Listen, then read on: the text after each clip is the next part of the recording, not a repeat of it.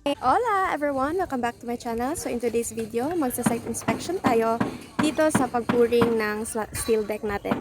So i-inspect natin yung electrical layout, na rough in, tapos sa plumbing, tapos yung matting sa steel deck, tsaka yung pag-install nila sa steel deck natin. So atin yung i-inspect. So halina at samahan nyo kami this day!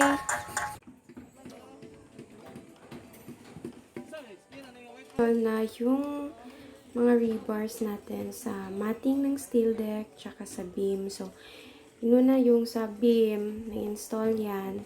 Tapos, ilalapag rin yung, so dapat naka-prepare yung beam nyo. Tapos, ilalapag na yung steel deck na matting natin. So, yung steel deck na matting natin is, nagsispace siya ng 20 both ways. So, ayan, nakikita nyo.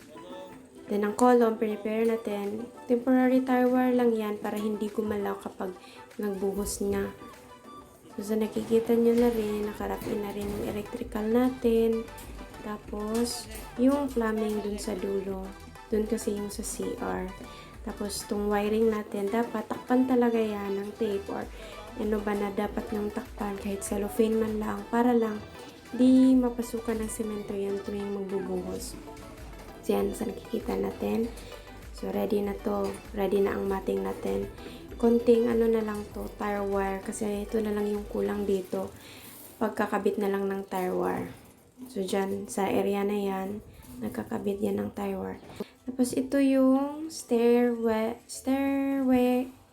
natin. So, yan. So, sinuguro talaga yung scaffold, tsaka shoring dyan sa part na yan kasi delikado na. Tapos dito, yan, may electrical na. Yan. So, as in, naka-brace talaga yan pati dun sa outer. Binibrace talaga para iwas talaga na gumalaw siya. Tapos yan yung abang natin para sa CHB wall. Masonry itong wall natin dito. Gagamit tayo ng CHB na 4, tsaka sa firewall naman is 6.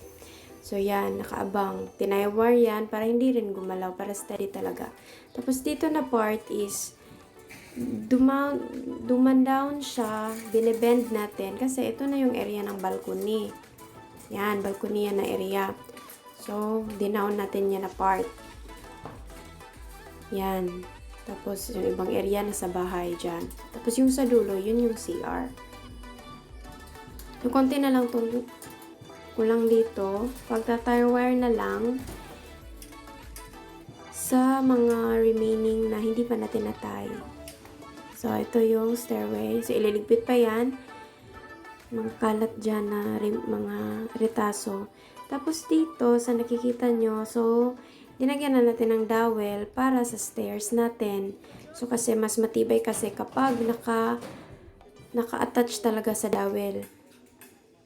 So, yan. Yan yung area namin. Block 6, lot 2.